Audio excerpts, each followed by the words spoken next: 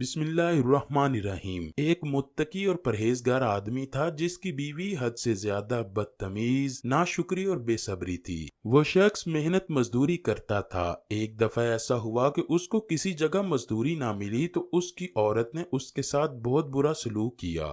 پھر کچھ دن تک مسلسل اس شخص کو کوئی کام نہ ملا، جس سے گھر میں فاقے شروع ہو گئے۔ عورت نے اپنے میاں سے کہا کہ گھر میں بچے بھوکے ہیں، تو گھر میں کیوں بیٹھا ہے؟ کچھ تو شرم کر، ہمارے چھوٹے چھوٹے بچے ہیں۔ شوہر نے کہا صبر کرو، میں کل جاؤں گا، جو کچھ کما کر لاؤں گا میں تجھے ہی دوں گا۔ جب وہ بندہ کام پر گیا تو اس کو کوئی کام نہ ملا۔ وہ بیوی کے ڈر سے جنگل کی طرف چلا گیا اور جنگل میں جا کر عشاء کی نماز تک اللہ تعالیٰ کی خوب عبادت کی۔ اس نے سوچا کہ رات کے وقت گھر جاؤں گا، وہ عورت خدا جانے میرا کیا حال کرے گی۔ جب شوہر گھر گیا تو عورت نے کہا مجھے پیسے دو، کیا کما کر لائے ہو؟ مزدور نے کہا میں نے آج جس کی مزدوری کی ہے اس نے کہا ہے کہ کل پیسے لے جانا۔ اس پر بیوی نے اونچی آواز سے کہا ہمارے بچے تو بھوکے ہیں، میں کیا کروں؟ میں ان کو کھانے پینے کے لیے کیا دوں؟ صبح ہوتے ہی وہ بندہ پھر مزدوری کی تلاش میں گھر سے نکلا اور اللہ کی طرف سے آج بھی اسے مزدوری نہ ملی۔ شوہر نے پھر اسی جنگل کی طرف منہ کیا اور وہاں جا کر اللہ کی عبادت خوب کی اور وہیں پر اسے رات ہو گئی۔ جب وہ گھر واپس آیا تو وہ اپنی بیوی سے ڈر رہا تھا کہ نہ جانے میری بے صبر بیوی میرا کیا حال کرے گی۔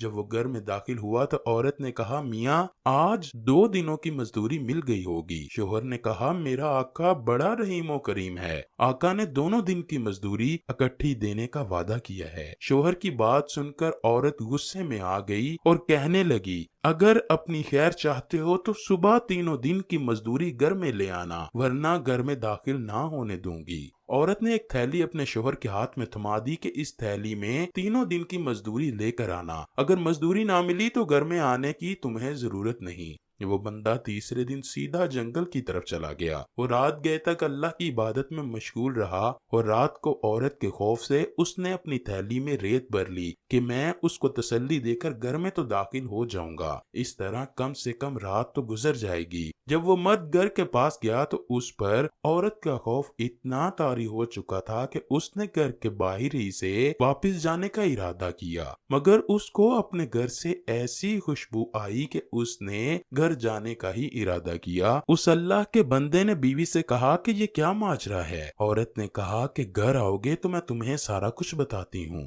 عورت نے شوہر سے کہا کہ تم واقعی سچ بولتے تھے کہ تمہارا مزدوری دینے والا سچا ہے۔ میں بچوں کو کھانے پلانے کے لیے پریشان بیٹھی تھی کہ گھر میں کچھ نہیں۔ میں یہ سوچ ہی رہی تھی کہ ایک سفید پوش گھوڑے سوار نے دروازے پر دستک دی۔ میں نے دروازہ کھولا تو اس بندے نے میرے ہاتھ میں پیسے تھما کر کہا یہ لو اپنے شوہر کی کمائی، یہ تمہارے شوہر کی 3 دن کی کمائی ہے۔ اپنے شوہر سے کہہ دینا جس قدر اس نے اپنی مزدوری لگن سے کی ہے اسی حساب سے یہ اس کی مزدوری دی جا رہی ہے۔ اگر تو اس سے زیادہ مزدوری کرتا تو تجھ کو اس سے زیادہ اجرت ملتی۔ اس نے جو پیسے مجھے دیے تھے جب وہ چلا گیا تو میں نے ان پیسوں کی گنتی کی تو وہ 50 درہم تھے۔ جب سے وہ گھر سے گیا ہے تب سے ہمارے گھر میں خوشبو ہی ختم نہیں ہو رہی۔ بیوی کی بات سن کر مرد بہت حیران ہوا۔ اس دن کے بعد اس نے اپنے دل سے وعدہ کیا کہ میں ہر وقت اللہ کی عبادت میں گزاروں گا۔ یہ سوچ کر وہ اپنے خیالات میں گم ہو گیا۔ عورت نے کہا کہ اس خوشی کے موقع پر تم حیران کیوں ہو رہے ہو؟ بندے نے کہا ناشکری عورت، حقیقت یہ ہے کہ میں نے تو کسی کی مزدوری کی ہی نہ تھی، مجھے کوئی کام نہ ملا تھا، میں جنگل میں جا کر اللہ کی عبادت کیا کرتا تھا، لیکن اللہ پاک ایک ہے، وہی سب کو رزق دینے والا ہے، اس کے ہاں رزق کی کوئی کمی نہیں۔